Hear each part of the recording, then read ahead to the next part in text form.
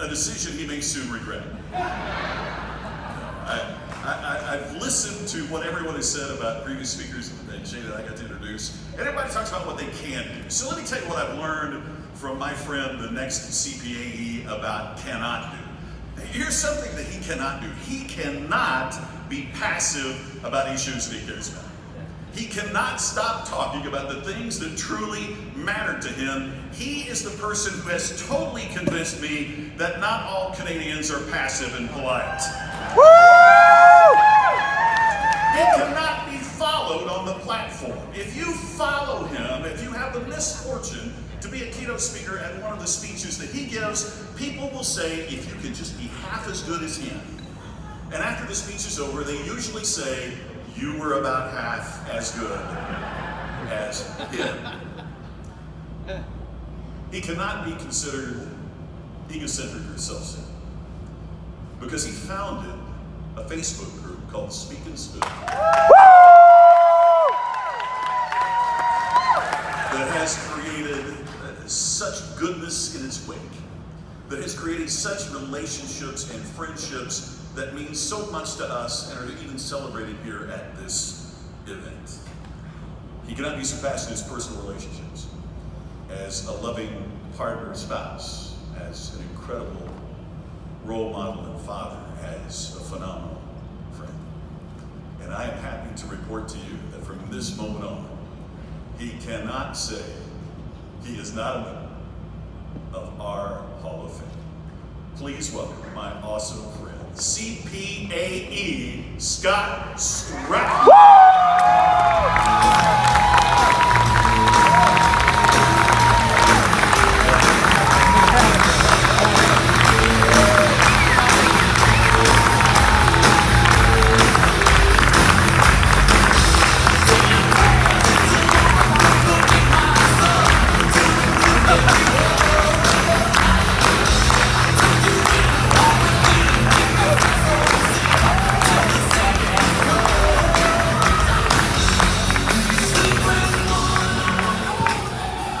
Here come the tears.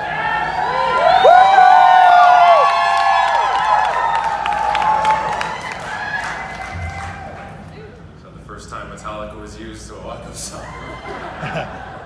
I am not good at this.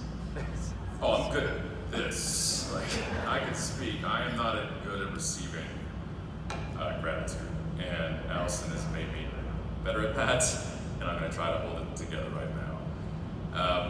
First off, thank you. Scott sat with me my first NSA 3 days ago and said, you have potential, son. No, he sat with me a long time ago. And I walked by him at a coffee shop in Anaheim and said, hey, you Scott McCain? And he said, leave me alone. What do you think you're doing? No. He sat with me for an hour. No idea who I was, no idea what I did, where I was at in my career, or if I worked at the coffee shop. Which I did at the time, I think. And he gave me all the time in the world, and unconditionally. And he treated me like a peer, even though I was new. And I'll never forget that, so thank you. It's an honor to have you up here today. And to your wife, Tammy, who today arrived with my suit. Because I left it in Vegas. Because I don't wear a suit, and I forgot it because I put it in the hotel closet. Thank you, Tim. You're the true hero. Seeing you wearing shorts tonight. To all my fellow inductees tonight, how cool is that? I didn't know everybody else kept it a secret. Except for me. And my man Jay, my boy, we came up together in this wonderful industry, and it is an honor to be with you in Shrine today. Marilyn, where are you? Are you here? Are you backstage, Marilyn? Hooked me up with a laptop for my session yesterday because I didn't bring one because I am not a professional. Frankly, I'm highly unemployed. And I love it. Bob, oh Bob, where are you, Bob? You're here somewhere too. You are too good of a man for me to be enshrined in the same class as you. Bob gave me when I first talked. He booked me. And I didn't know he was being inducted tonight. I thought you were inducted 29 years ago. Shame on the rest of you. Seriously. Why did that man wait till today? And he told me a great thing that day. He says, you got great potential, which I learned later meant you suck now.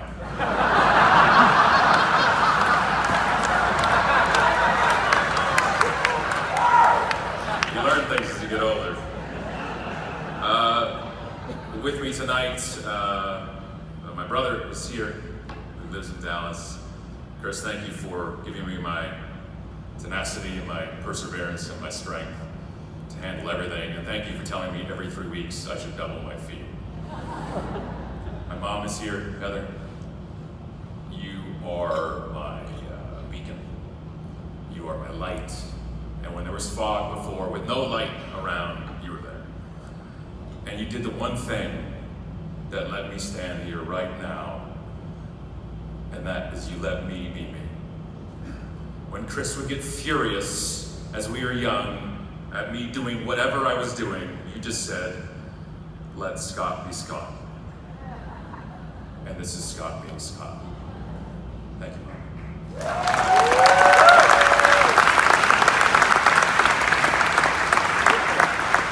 To Dan and Denise, my other two siblings who are not here today, I wouldn't say I'm Mom's favorite, but come on.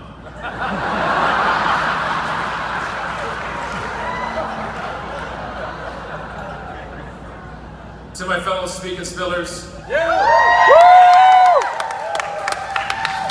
and if you're not in the group, that was a poorly choice move I just did right there. I'm sorry, I love you guys. I never found my tribe, ever. I never had my tribe in high school. I never fit in. I don't fit in now with a man bun, but still,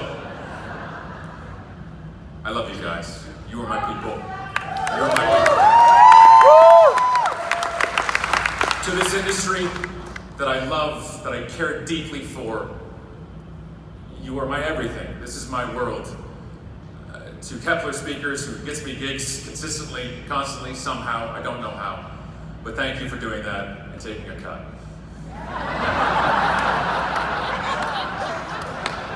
To our 5 wonderful children who are spoiled rotten because Daddy will not fly anywhere other than business class. I love you dearly, and I'll be home soon. And last, and certainly, my God, certainly not least, is my wife Allison. My true partner, and I know you will wait to clap for a second. You don't let Scott be Scott, my love. You made Scott better. Without you, I don't stand here and do this. Without you, and none of the books come out because you wrote them.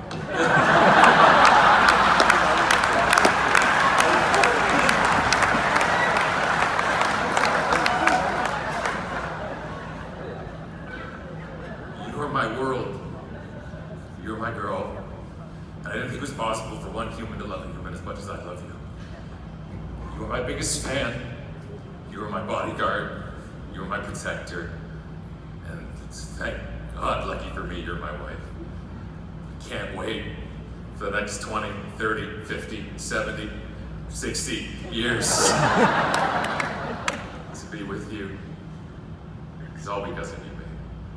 To my fellow people who voted for me, I don't know how much it costs, but I'll pay you later. It is an honor, an absolute honor to be standing beside the people I've admired and respected my whole lives. Thank you, NSA. I'm so sorry for the mean things I said about you for years.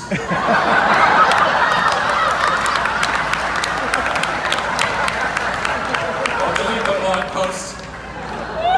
It's Randy's fault. He told me to. Thank you. Thank you. Thank you so much.